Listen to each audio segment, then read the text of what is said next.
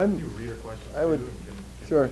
share I'll be pretty brief because I want to make sure you guys have enough time to talk about whatever you want to talk about. I would just say we're 2 years in at this point, and while some of the issues we ended up working on were things we expected to work on coming in the door, trying to fix the connector, dealing with some of the issues at the registry, fixing and dealing with the issues at the Department of Children and Families, trying to skinny down the structural budget deficit that we inherited, and a few other things like that. We also ended up having to work on stuff that we certainly didn't expect or anticipate was going to be part of the agenda when we came in the door. And probably the biggest thing on that would be the public transportation stuff, which kind of came out of nowhere and landed, basically 20 days after we took office when it started to snow.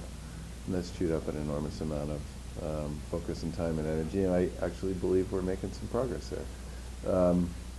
We've had, we made some commitments to people coming in the door that we were going to build a bipartisan administration and focus on the work and not on sort of the small-time, cheap-shot politic game that so many people find interesting. I don't.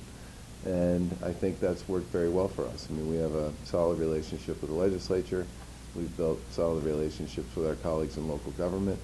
And I think in many ways, those relationships have borne a certain level of trust, which is translated into a certain amount of success. Because it's hard to get somebody to agree to do something with you if they don't believe that you'll actually hold up your end of the bargain. And whether it's the work we got done on the energy bill, 2 energy bills, or the work we got done on the economic development bill, or the work we got done on a host of other things on the legislative side, or some of the stuff we did in conjunction with our colleagues in local government, where we got the biggest update in 50 years on the municipal modernization bill, as well as at this point we're up to around 260 communities that have signed on to 600 best practices associated with our community compact program, which is, when we originally proposed that, a lot of people said, well, I don't even know if anybody will do that on a voluntary basis, and the simple truth is an enormous number of people have signed up and agreed to participate. Going forward, we have plenty of things to worry about and to work on. The stuff at the T is going to continue. I think that's probably going to take forever, certainly to the end of the term anyway. And I'm hoping that we're going to be able to build on the empowerment zone model that Chris Gabrielli and the folks here in Springfield put together as an alternative to this charter school issue, which I worked hard on and lost, and I get it. Voters spoke on that one, and that's kind of that. But we really do need to continue to deal with the opportunity gap we've got in education, because it manifests itself in so many other things as well. And we've also been pretty aggressive about helping our colleagues in local government build on their strengths. And that's certainly been the strategy and approach we've taken with folks here in Springfield, as well as with folks in other parts of the Commonwealth. With that, I'll stop there, and you guys can ask about whatever you want. I didn't want to come and offer, 30 minutes of prepared remarks and 10 minutes of questions, because we're a bunch of people, right? 7, 8, 9 people asking questions. That's a lot of room. You said that in the charter schools, obviously decide you want to win to not win. Well, Yep. And you just said that's kind of that. Is that kind of that? Is there any opening for a review of that? I mean, the voters have spoken, but I know you feel strongly about the other side. Is that issue done as far as you're concerned? Well, I think, public policy and politics are funny businesses. Things have a way of never really being done. But I think for those 9 communities that are at the cap, where ironically the schools have been popular enough that they are at the cap, the only way I could see something happening on that would be if those local communities decided that they wanted to pursue additional schools in their districts and work with their legislative representatives to make it happen. I would certainly support that if somebody were to pursue that, but I take the vote of the voters pretty seriously on this stuff, and they made pretty clear this wasn't something they wanted us to do. I don't agree with it. I think it was a mistake, and I think we, didn't do what we should have done for a lot of kids and families in Massachusetts who deserve better. But that aside, I do think some of the initial work that's being done by the folks here in Springfield around the empowerment zone is promising, and because that's a locally supported initiative, in most cases where people basically agree to play, it doesn't come with some of the same issues that the charter school stuff comes with. We had Chris Gabrielli in here about a month ago, kind of outlining his philosophy and ideology on education, which could go nationwide. I mean, I think there's experiments going on in Colorado. Would that be a good model to work on? Well, if you're talking specifically about the empowerment zone model, or was he talking about other stuff? He's talking about the empowerment. Yeah, I said in my State of the State that I know that Representative Peisch and Senator Lesser were working on a bill to sort of make this available on a statewide basis, and I said that was legislation we would look forward to working with them and supporting, and hopefully enacting, and then pursuing, especially in communities that have either underperforming schools or districts where they would like to take advantage of the flexibility and the opportunity that type of approach provides. I visited the Duggan School last year, and was really pleased by the vibe, the enthusiasm, the energy, and the sense of forward progress that I saw there. Now that was early. I mean, too soon to be able to draw any major conclusions, but the charter school stuff was going on for 4 or 5 years before people started to have enough longitudinal data to draw conclusions about it. The other thing I said in my State of the State, and I meant it, is Southbridge and Holyoke and Lawrence are operating under receiverships, and those receiverships, for the most part, I would argue, have been a big positive for those 3 school districts. And I don't think the Board of Education should be shy about using that tool in the toolbox if they believe a community, one way or another, isn't going to get there on its own on behalf of the kids that it's supposed to be serving. I think it was all the folks who've got level 4 and level 5 schools, and as I said, I think those tools are probably the 2 best available options at this point for the Commonwealth to be a positive contributor to what's going on in communities that need to make progress. Now remember, there are 9 communities that have caps. That means there's 342 that don't, and including most of the gateway communities in Massachusetts, and most of the cities generally still have the ability to either expand their existing charter school footprint or add one or create one for the first time. So there are going to continue, I believe, to be situations and circumstances where you're going to see additional charter schools in Massachusetts, but we won't see any in the short term, unless they've already been approved. There are some in Boston, for example, that have already been approved, and in some other areas that were going to happen anyway, but we won't see any new ones beyond those in the absence of some support locally for doing that. Yeah, we have 2 in Western Mass, but just the Sturbridge. Yeah, right, exactly. Sturbridge and Right. Weston. Right.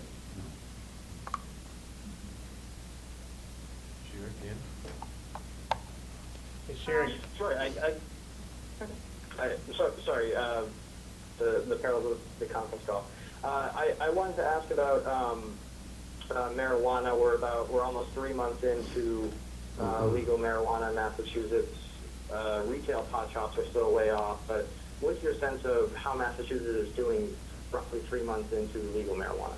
Are there any red flags for you? Anything, drug driving, stuff like that? What are you seeing and hearing out there? Well, I think the decision that I supported the legislature's decision to create a 6-month window here so that the retail program would start in July of 18 as opposed to January of 18.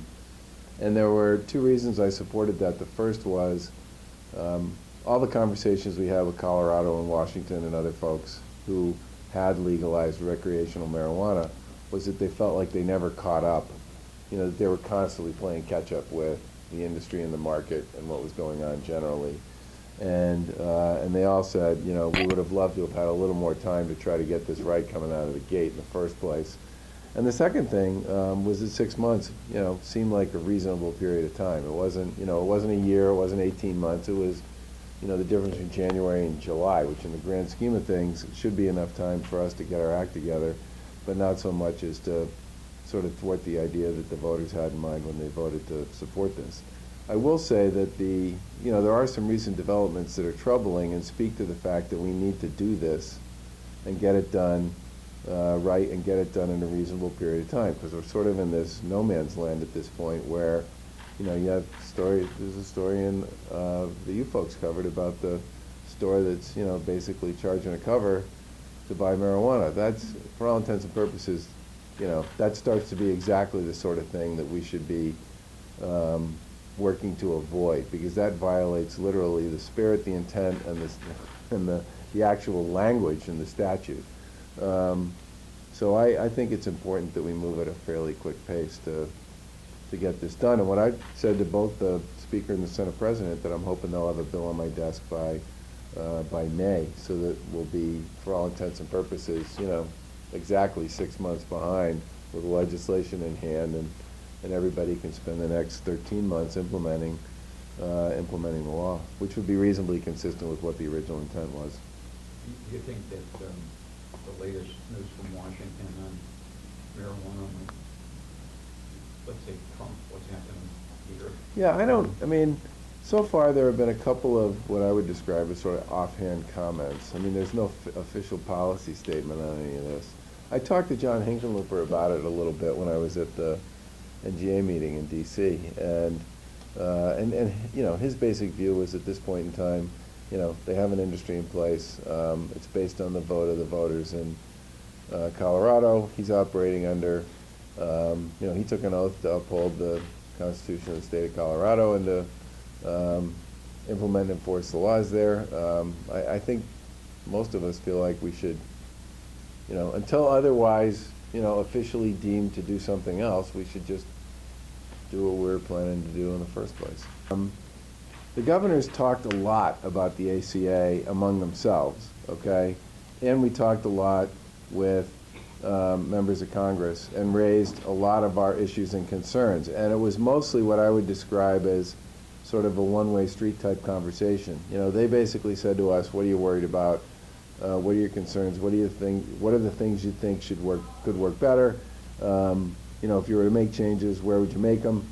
And they took a lot of notes, and the governors gave them a lot of thoughts and a lot of guidance and a lot of advice on both sides. And I think I think that was also sort of the way the conversation with Secretary Price went, which was very much a conversation of, he'd been on the job for maybe 20 days. He came from the Congress to begin with, but in his new role, he was just recently confirmed.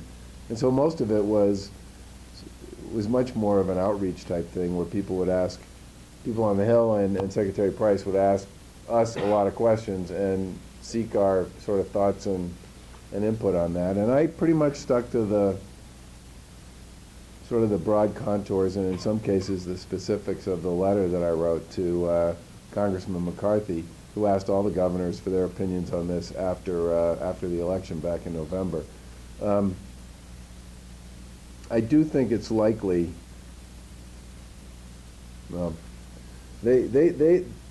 I think we'll probably see something at least get marked up in the House sometime, in the next 60 days or so, maybe sooner than that, based on the number of people who showed up for a lot of these meetings and the kinds of questions they were asking. But in terms of like what the framework might look like at a detailed level, the answer to that is no. They were much more in information gathering mode than they were in sort of policy dissemination mode. What would you see changed about the ACA if you could see something happen? Well, the thing I'm most concerned about in Massachusetts is, when we did healthcare reform in Massachusetts, we basically said, if you have access to coverage to your employer, you can't qualify for Medicaid. And we had an individual mandate. Employers either offered or paid into the uncompensated care pool. And for the first 7 years of health reform in Massachusetts, the relative size of the insured market didn't change much at all. The percent that was Medicare stayed the same, the percent that was Mass Health stayed the same, the percent that was employer-based commercial insurance stayed the same. And then in 2013, we, as a Commonwealth, got rid of the firewall that existed between employer-based insurance and Medicaid. And you can just see, literally that minute, which was July of 2013, now the connector broke too, which didn't help. And I think we're sort of still digging out in a bit from under that. But if you look at it now, it just started this incredible run-up in people who were working, who are now covered by Medicaid, and it's somewhere between 300,000 and 400,000, depending upon how you count it. And it's probably $1 billion of new spending that came as a result of that. And if I were to ask for anything, the thing I would ask is for the ability to put back in place some distinction between working people and non-working people, because under the federal reform, you do have access to subsidies, and you can structure individual enrollment through the connector to pretty much any plan that's offered by the connector through a business of any size. And the business can contribute on a pre-tax basis to the premiums on that, and so can the individual. But the way we sit now, we've seen 7 points of insured participation in the market move from the commercial world to Medicaid with no increase, for all intents and purposes, in the total percent of people that were covered. It was around 97% in 2013. It's around 97% now. The only difference is we have 300,000 or 400,000 people on the taxpayer's dime that used to be covered through their employer, and there's not enough money in the world to support that if it just keeps happening. I would also, just one other thing, it would sure be nice if the feds, and maybe this is a pipe dream, could figure out a way to make it a little less complicated for states to ask for waivers.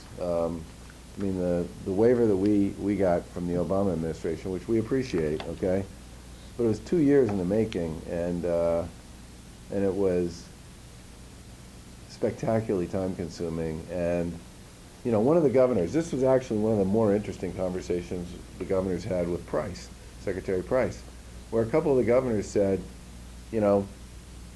I was chasing waivers on stuff that I know for a fact other governors had already gotten waivers on. So why couldn't you, the way he said it was, why couldn't you waive the waiver process for the stuff in my waiver that looked exactly like the stuff you'd already approved for other governors, instead of making every single one of these, start at the beginning and sort of work its way through like that. And that, that's a pretty good question, especially if you're a 50-50 state where you're paying for 50% of the cost of the program in the first place. Did you get an answer? Well, again, 20 days in, Price said that seemed like a reasonable issue, and that it was one that he would want to spend some time on once he gets his own team on the ground and all the rest. The other thing to remember is literally no cabinet secretary we talked to has almost any of their own people confirmed yet. So they're struggling a little with just the getting off the ground part. You mentioned when the issue of sanctuary cities has come up. You've been compassionate, said that Massachusetts always had doors open, but you don't want it to become known as a sanctuary state. And that sounds like it's a difficult balance. How do you achieve that balance? Because there are people in the state who want Massachusetts to be a beacon for this program. Yeah, I'm a former local official. I grit my teeth a lot as a local official when the state would tell me what it thought was the right policy for Swampscott. And having spent a lot of time talking to a lot of my colleagues in local government, it turned out they were grinding their teeth too. And that was a big part of why we did the municipal modernization bill, which was, 200 pages of weed whacking and 125 sections, but a lot of it was about getting the state out of the business of managing the minutia of local government. In many cases, legislation that dated back to the 1950s, before computers, before technology, before online data was available. I mean, woof. And on this one in particular, I think the officials who are closest to the community are those that are elected locally. Everybody knows who they are, they know where they live, and they all have their own sense about how they're going to keep their people safe. And, Massachusetts is a global community. We benefit enormously from, in so many different ways, economically, culturally, and otherwise, from the fact that we have literally dozens and dozens of folks from dozens and dozens of countries represented by the populations that live and work here. But I really believe that that type of a decision, the right model with respect to how you want to keep your community safe, is a decision that should be made at the local level by the people who are most accountable to the people who live there. And if people don't like the way Springfield's handling an issue like this, and they can take their case to the mayor, to the police chief, to the community development people, and to the neighborhood people who are in Springfield. And Springfield may have a different idea about how to handle this than Lawrence, than New Bedford, than Fall River, than Cambridge, than Chelsea. And I'll tell you something, having talked to a lot of the local officials in a lot of those communities, they do have a different sense about what the best and right way for them, based on their populations and their communities, makes the most sense with respect to how to deal with this. And I get asked this question a lot, and a big part of my answer most of the time is, the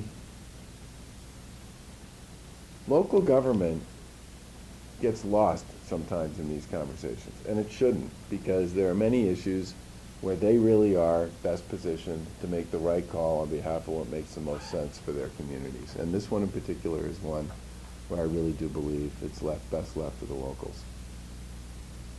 East-West Rail was pursued by Senator Lesser, since north of Wood Street.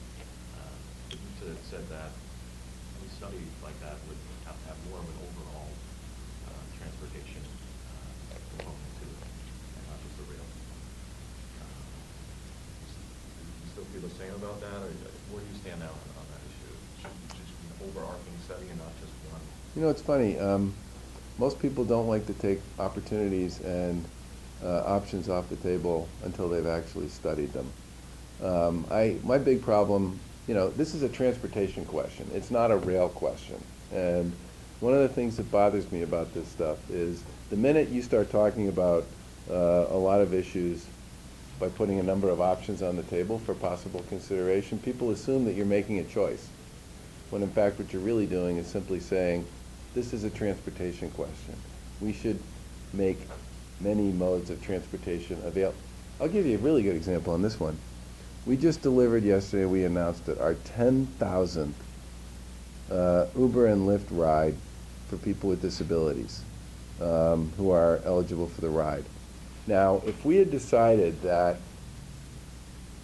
the ride wasn't a transportation program, that the ride was just the ride, we never would have gotten into the conversation with Uber and Lyft in the first place to figure out if maybe there is a better way to create a point-to-point solution for people with disabilities or other people who ride the ride, okay? And by doing this, we've made hundreds of people with disabilities phenomenally happy, because they finally have a point-to-point service that they can rely on and depend on to get to school, to work, to wherever it is they have to go, and for whom the traditional ride is not very effective. And the best way I can explain this is to say that a huge percentage of the rides, the transportation issues associated with it, are pretty close in. They're not very far, right? But they're hugely expensive. It's like $46 a ride, whereas the Uber and Lyft demo is $9 a ride. So we can deliver far more rides, far more effectively, in a way that customers want it, especially those with disabilities, than just saying there's one mode here, and that's the only mode, and that's the one we're going to pursue. And so I think when you're doing a transportation study, you should study transportation. Governor, can you contrast that with the north-south rail study that was just being asked for from the state with Secretary Pollack, and why we're doing north-south and not east-west, or do you see maybe doing both? Well, the north-south study is something that has been talked about by people for decades, and the study on that was in the state's capital plan for the past several years. It's a $2 million study. we'll see what it says. I've made pretty clear that I have my doubts, but I'm going to try and keep an open mind about it. It's also a two-state program. You know, in Connecticut. Were you talking about Boston, or were you talking about the North-south. conversation we've been having with Yeah, Dan I'm Malloy? talking about Boston with north-south all the way. Oh, I was DC thinking and all the that other larger. north-south. Okay, because the other Well, it's a $2 million north-south, The study. New Haven to Montreal, north-south. Right, yeah. well, Different that, north-south, I'm talking. that north-south, we've been talking to Dan Malloy about, and, and we still have some stuff to work out, but the idea here is to start running trains from New Haven to Springfield on a pretty regular basis. Right. And actually all the way up to Vermont. that's the next part, right? Let's get the part Dan and I have been talking about, Governor Malloy and I have been talking about is New Haven to Springfield. And we may have more to say about that sometime in the next few months. I mean, she is in some respects, the auditor is the arbiter, overseer of, the call on local mandate questions. And I had not thought of, to be honest with you, I had not thought of this as a local mandate, or as something with, a significant amount of incremental expense attached to it. But she did the report. We're reviewing the report, and if it's something where we need to find a way to factor it into the way we fund the 2018 election and support of our cities and towns, we will. Yeah, I'm still unclear. Is she mostly, she doesn't have any official capacity? No, but she does have, I mean, historically the auditor has been a fairly important voice in conversations about what's an unfunded mandate and what's not. And I had not, I mean, I watched the whole thing play out, and I talked to a lot of local officials about it, and while a bunch of them said it was kind of annoying, they really hadn't talked to me about it they hadn't put it in the unfunded mandate category. But we'll take a look at the data that's available on that and see if it is an unfunded mandate. That's one of the things Karen Polito and I both said we were going to work really hard to avoid. So if that turns out to be the case, then we'll find a way to put some funding into the 2018 budget to pay for it. Actually, that would be the 2019 budget. Can't believe I'm talking about the 2019 budget.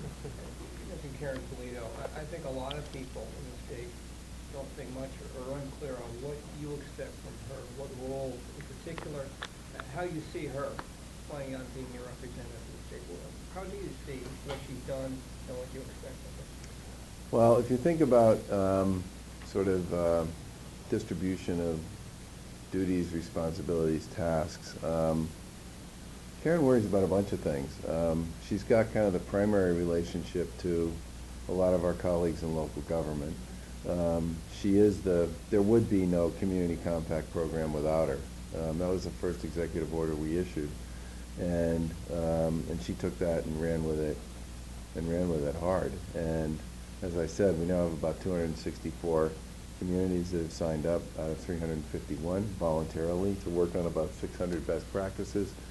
And the work and the funding and the technical assistance and the guidance that we've provided to cities and towns on that was pretty much, that was hers for all intents and purposes, working with some folks at the Division of Local Services and DOR. She also was the sort of grandmaster ringleader on the municipal modernization legislation. And a lot of the ideas that came out of the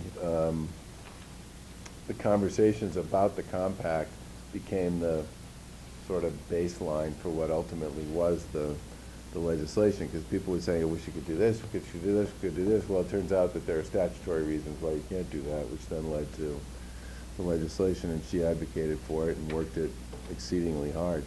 She's also the chair of the Domestic Violence and Sexual Assault Council, which was something that was established originally under Paul Cellucci, and then kind of after Cellucci left state government, it sort of faded away. I mean, it lost a lot of its utility, and we reinstituted it in April of 2015, and she chairs it. And they have about 5 working groups, and the biggest effort is associated with making sure that the provisions and the statutes enacted as part of the domestic violence bill that was passed in the aftermath of the Gerald Remy murder are implemented effectively and across the Commonwealth. She also chairs the Seaport Council. We have about 78 waterfront communities in Massachusetts, and the Seaport Council is sort of the chief planning and sort of reimagining enterprise that represents our conversations with cities and towns around what to do with their waterfronts. And a number of the projects that we funded, and a number have come out of the work that's done by the council. But the idea here was to have the council serve as the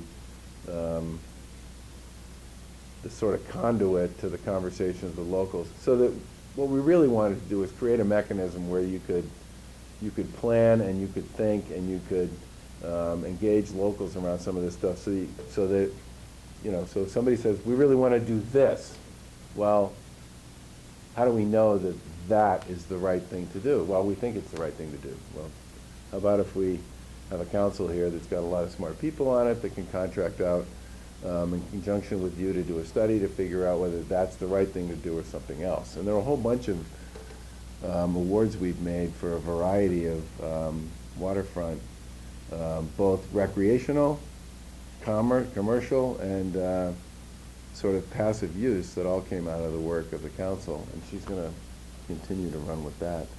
And I think has done a pretty good job. She also co-chairs the STEM Council with Joe Kennedy, Congressman Kennedy. And that's a combination of curriculum frameworks, targeted grants, and some capital investments to schools at every level, meaning middle school, high school, college, here in Massachusetts. And they've done a lot of really good work. But those are kind of, she also chairs the Governor's Council, which today is having a hearing on our latest nominee for the Supreme Judicial Court, Justice Ellie Cipher, who's from Bristol County. There hasn't been a Supreme Judicial Court nominee on the bench from Bristol County in over 100 years, which is both surprising and disappointing. And we'll see what happens with that. But she has a pretty well-defined portfolio of things that really do pretty much belong to her. Have I missed any? Sure. Governor, as you know, the Council on State Government just came out with a report recommending a whole bunch of changes to the criminal justice system, but they didn't look at sentencing practices. I was wondering if you think there needs to be more done to reform sentencing practices up front in the justice system. For example, things like manslaughter. So the original purpose of that study, as you know, Shira, was to worry about recidivism, which is, in some respects, the biggest, from my point of view anyway, and I think from the point of view of others, the biggest problem we have in criminal justice in Massachusetts. We have the 49th or 50th, depending upon how you do the calculation, lowest incarceration rate in the United States. We have the 18th highest crime rate. So we incarcerated at a far lower rate than any other state in the country, period. And I think that's because we use veterans courts and drug courts and other diversion programs pretty effectively. We have a far less aggressive stance with respect to mandatory minimums than you see in many other states. And even with that, we've reduced our prison population on the state side by about 1,300 inmates since we took office, and really wanted to get an answer. But 40% of the folks who go out the back door of our criminal justice system end up coming back in the front door at some point within a few years. And what the data basically said is if you could do a better job reducing your recidivism rate, you would do a lot more to reduce your prison population than almost anything else you could do, and you would be helping those folks find their way back into positive participation in society generally. And the recommendations in that report, which were around, adjustments and changes to parole and probation for people coming out on supervision, and a bigger investment in programming for people while they're in prison, and what I would describe as sort of supportive services to help people when they come out in the first place and are sort of dealing with some of the issues that come with integrating themselves back into society, were deemed as the best ways to deal with that recidivism issue. And we filed the amount of money that the program recommended for the first year in our budget, which is $3.5 million. And I'm hoping that the legislature will treat that package as a singular piece of legislation based on the work of the Council of State Governments, and get that to my desk by June. And there are other issues people want to talk about with respect to criminal justice. I think that's fine, but we should have that conversation separate from this report. So before the legislature pushed through its pay raises and stipend increases in those few minutes, did you ever have the chance or the inclination to talk to any of the people and folks and say, are you people sure this is really necessary? And the backlash just will be the timing of it, the scope of it. I mean, you were against it, you vetoed it. Did it move you, or did you talk to anybody beforehand and said, can you people think about this a little while longer? No, Karen Polito and I both talked to the legislative leadership and told them that our position, which was this was a bad idea in 2014, hadn't changed, and we still thought it was a bad idea, and that we would veto it if they passed it. And we said that publicly as well. We didn't have the votes on that one, and I get the fact that those stipends hadn't been adjusted for a long time, but we're still in what I would describe as, they're not as precarious budget times as they were in 2014, but the budget's still pretty tight, and we had to make a bunch of mid-year adjustments downward to a bunch of programming that I would prefer not to have had to adjust it on. But to make the budget work, we needed to do it, and I think in that framework and in that context and at that time, the pay raises were a bad idea, and I said so. Had the pay raises been more modest, would you have been more amenable, or is it just, in your opinion, a bad time to raise pay or something? Well, I think it would have been a bad time, sort of under almost any set of proposals, because if you think about it, I get the fact that we have a low unemployment rate, and I get the fact that the unemployment rate actually has come down all over Massachusetts, which is a good thing. I mean, the unemployment rate in Western Mass is as low as it's been in a really long time, which is great. But, one of the reasons why tax revenue hasn't gone up as much as you would have expected it to go up, given how far the unemployment rate has fallen and how many people are working and all the rest, is because people's wages just simply aren't going up that much. And in that kind of an environment, significant pay raises for public officials is just a bad idea. Well, keep in mind that in the executive branch, we're down probably somewhere between 2,800 and 3,000 full-time positions since we took office. And those aren't, elimination of positions that nobody was in. That's literally headcount.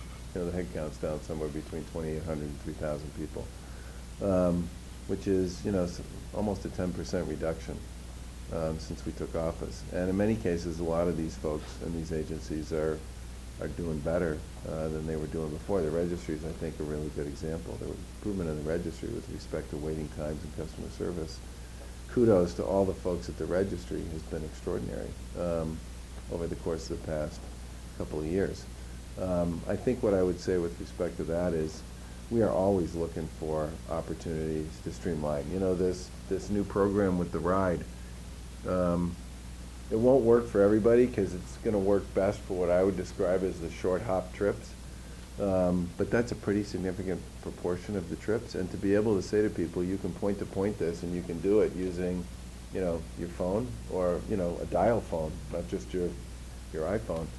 And to give people the ability to be able to access the ride the same way most everybody else does. You don't have to schedule it the night before. You don't have to hop in with somebody else. You can literally just take your own point-to-point ride. That's going to be a big benefit for people, and I think people will see that benefit and appreciate it, and we're going to save a lot of money if people choose to go there, and I think they probably will. So what I would say in answer to that is that, you know, we're always going to look for opportunities, but I think about it more opportunistically than saying, you know, we think there's a great opportunity here, let's go for it. The opportunities tend to present themselves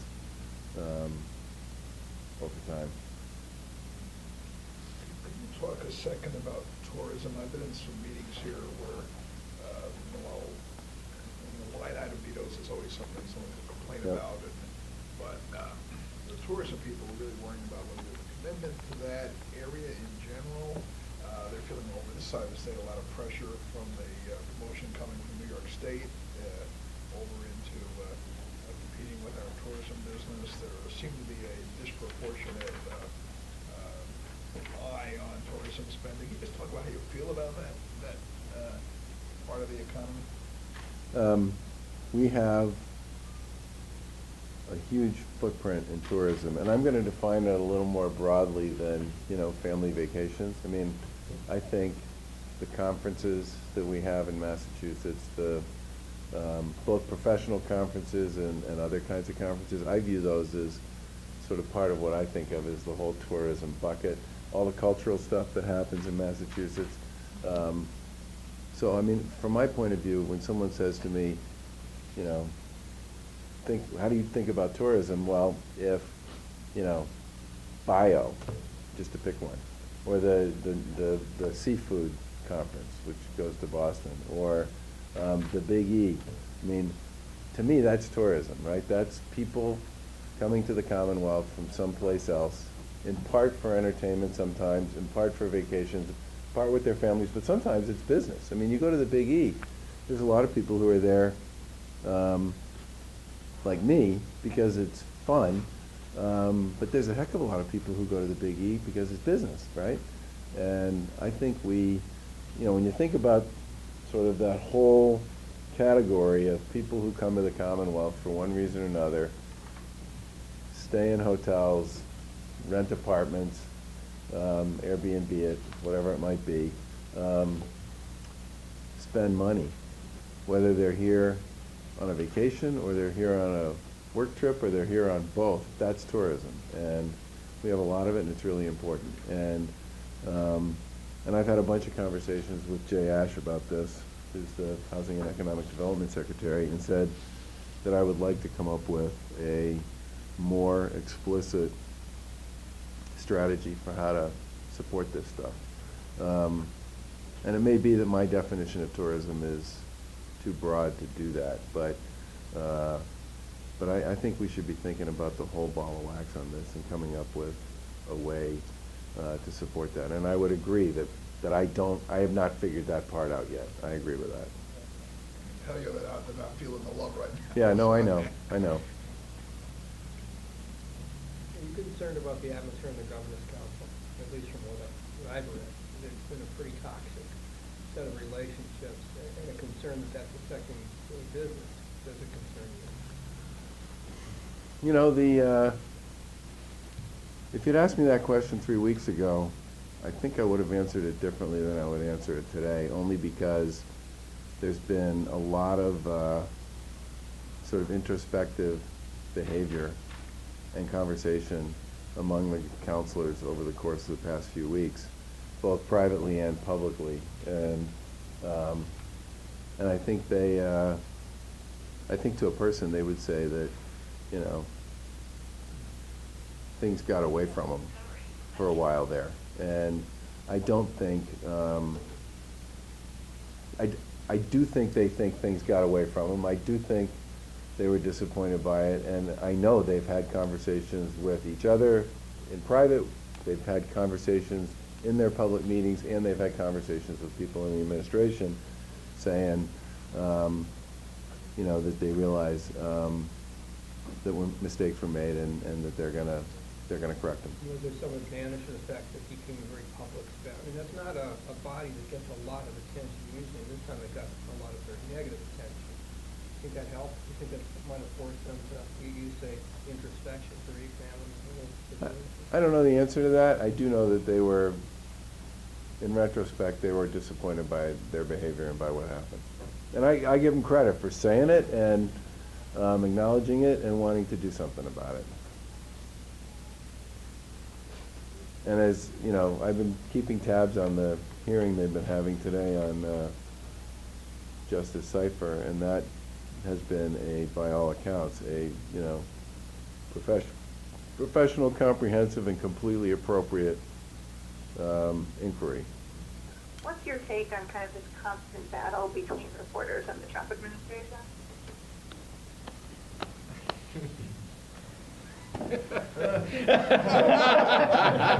I can't hear you, Shara.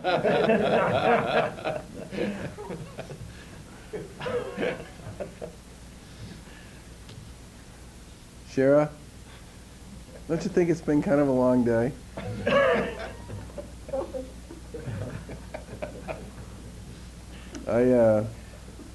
Look, public life is public life, and it comes with lots of positives and lots of negatives. And in some cases, the positives and negatives are in the same place, depending upon what day it is. And I've said this before to Sharon, I'll say it again. I think she's one of the most thoughtful and most fair and comprehensive and smartest writers covering the State House. But that doesn't mean I love what she writes every time she writes, because I don't. But I have a role to play, and my role is to make my case to the people of the Commonwealth and to hire good people and to make sure those good people do the work that we committed to do for the people of the Commonwealth, and to try and keep as many of the promises we make as we can. Your role is to report on what we do and to hold us accountable, and for what we do and what we say. And I get that and I respect it, and even when it makes me grit my teeth and grind my teeth, I get it and I respect it, and that's that. But everybody has to kind of make whatever kind of decision they want to make about how they want to engage in those conversations. And the only one I can really control is my own, and Karen Polito's, and the other members of our administration. And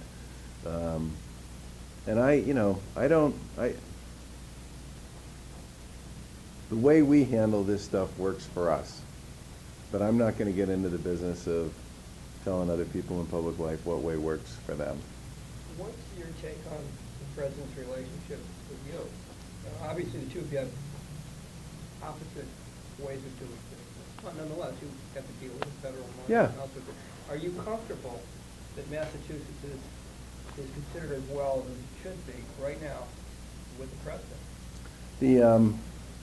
There are three ways to talk to the federal administration, right? One is sort of cabinet secretary level, which typically is me or one of my cabinet secretaries to somebody at the cabinet secretary level in Washington. And frankly, that's my own experience the first 2 years I was here. That's the way 80% of the dialogue that goes on with the executive branch takes place. It's either me talking to a cabinet secretary or one of my cabinet secretaries talking to a cabinet secretary or some version of that. And that is where, somebody asked me at one point during the campaign, who would you like to see sitting in the White House? And I said, to tell you the truth, what I'm really interested in is who's sitting in the jobs in all the various cabinets, because that's really where the rubber meets the road most of the time for state governments. That's one path. The second path is through the congressional delegation. We've worked really hard to keep the delegation informed about stuff that matters to them. Mike Capuano, I talk to him a lot about stuff that involves his district. Richie Neal, I talk to him about stuff. And he's an important player who sits on a key committee, has a ton of seniority, good relationships down there, and is considered to be, a real leader in the House on certain issues. Ed Markey has a long history with telecom and energy, and so, the way I think about this is, if there are particular issues where I think there are folks in the delegation who can help, we talk. Nikki Songus has been great on a whole bunch of defense issues, and so that's kind of the approach we take with sort of door number two, and then door number three is kind of the direct connect between the White House and the governor's office. And the truth of the matter is, you know, there too, most of our conversations in the first 2 years, or the last 2 years of the Obama administration, the first 2 years of our administration, those were kind of staff-to-staff stuff. There's a guy who's in charge of intergovernmental affairs in the White House. His name was Jerry. He's from Kentucky. The new guy is Justin Clark, who's from Connecticut, who I actually know reasonably well. And I fully expect, and I spent, when I was in D.C., I spent time with Elaine Chao talking about transportation, and with Bryce talking about healthcare, and with a bunch of the folks who are working in the White House on various things around the intergovernmental piece. And I fully expect that those are going to be where most of our most important and ongoing relationships are going to be, because that's where they've been for the last few years. The president himself and his wife could not have been more gracious at the governor's dinner and during the Q&A the next morning. And I, you know, through some luck of the draw, I actually got to sit with his daughter, Ivanka, at the dinner, who was also incredibly gracious. We spent most of the time talking about opioids, but I think I think those, you know, those are the three ways I think about this stuff. So from our point of view, make sure we have good, solid, substantive relationships with the cabinet secretaries who worry about things we worry about. I also spent a bunch of time with John Kelly, the Health and the DHS secretary, who is, by the way, a Bostonian. He grew up in Brighton, really solid citizen, Marine, lost a son in Afghanistan, who, you know, is really interested in the cybersecurity stuff, and so are we, and we can bring a lot to the table with respect to that. But my view is those, you know, I want those relationships to be positive and strong and well developed, and once they get around to appointing the chief of staff for the Army, and the chief of staff for the Air Force, and the chief of staff for the Navy, and the commandant for the Marine Corps, those are the people I dealt with on most of the stuff we were dealing with on our military task force, and my guess is those are the relationships that are going to matter most to us. We'll continue to talk to the congressional delegation about the stuff that matters to them and where they think they can be helpful, and if we need to talk to the White House, I'm pretty sure we'll be able to. And the fact that Justin is from Connecticut, I think, is really helpful. He's a New England guy who gets kind of what New England's all about. Which means if I need help with snow removal, I think I'll probably be able to talk to him. We filed a SUP for snow in the budget, and you know, the thing that I get told by Secretary Pollack and the rest of the folks on her team is that, you know, one really big storm is actually a lot less expensive than 5 really little ones, because with 5 really little ones, you basically have to do all the same stuff you did for the one big one. The only difference is the volume you got to move around. And we've had, you know, 4 or 5 decent-sized storms, and depending upon what part of Massachusetts you're in. I mean, this has been an interesting year in that respect, which is that some of these storms have been really isolated in terms of what part of the state they hit. But I think, I mean, I hate to say this because the winter's not over, but I think the SUP that we filed is adequate to cover what we thought. I mean, truth be told, a lot of people in public life, and we're certainly not the first, has always had trouble sort of projecting what the right number for snow is. We had a problem with it when I was in local government. We had a problem with it when I worked for Governors Weld and Cellucci. Because winter around here is pretty unpredictable, and you'd like to put in just enough to believe you got enough in there to solve the problem. And, you know, sometimes that turns out to be true, but as often as not, it doesn't. I was at an economic development meeting today, and as I'm sure you hear everywhere, the companies who hire, their number one problem is they can't find people to fill the jobs they actually have Talent, already, yeah. especially in the precision manufacturing area. One of the issues, you know, we've always people who are employed still are underemployed. So there's a pilot program. Senator Welch has a bill to try and get rid of or at least reduce the cliff effect to try and make it economically sensible for someone to come off assistance and take a job. And you know, it's just a drop like 100 jobs in Springfield, it could be in other gateway cities or Yeah. or whatever. I mean, your thoughts on, we have all these vocab programs and all of that, but we still have a huge number of people who do the math. Does it really make sense for them to leave this pile of benefits and for only either this much better, or is that a priority for you, or something that makes sense So, to tackle? I'd say a couple things about that. One is, we did do, a couple years ago, we did a study on the chronically unemployed, to figure out what the sorts of things they would need to find their way back into the workforce. We actually got some money in the budget for it, and put some programming in place that actually turned out to be pretty effective at helping some of those folks find their way to work. This cliff issue, though, came up as part of that, and so we filed in our budget this year a program called Learn to Earn, which is all about creating some demonstrations. We need federal approval to do this. And by the way, a bunch of the governors raised this with Price when we were in Washington and said, we do have this cliff issue. If you guys could help us with the runway on this, it would help us help some folks get back, start to build the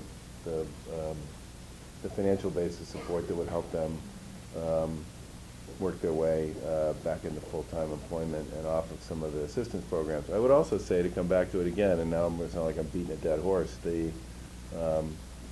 that RIDE program for people with disabilities. The single biggest issue people with disabilities have when it comes to getting and keeping a job is transportation. And this makes it possible for them to believe that their transportation solution is dependable and reliable. Then you can really start having a serious conversation with them about work and how to figure some of the issues around the cliff into that. And a bunch of governors said to Vice President Pence in a conversation we had with him that we would love them to give us a lot more flexibility around workforce funding so that we can target it more specifically to regions and populations where it would be most beneficial. They gave us a little latitude on that in the legislation they passed in 2014, but we would love to get a lot more. This is a legitimate issue. It's a real problem, and we're going at it in a variety of different ways. Yeah, this Welch bill is based on, working cities grants from the Federal Reserve, trying to figure Yeah, out. right. Yeah, that's, and basically, it'll be, for 3 years, they get 20% more than the value of their benefits if they have a full-time job and try to replace them. But it's Well, the other way to do it is to try to make the relationship between what they're earning and the benefit adjust, right? Right, that's exactly Which what is, this would do. oh, okay, well, that's, It would move each I think we year for 3 need, years. we think we need a federal waiver to get that. But that's something we're definitely gonna try and chase, because we agree with you on that one. Thanks. Well, I appreciate the time, and Sharon, again, I look forward to not seeing you tomorrow.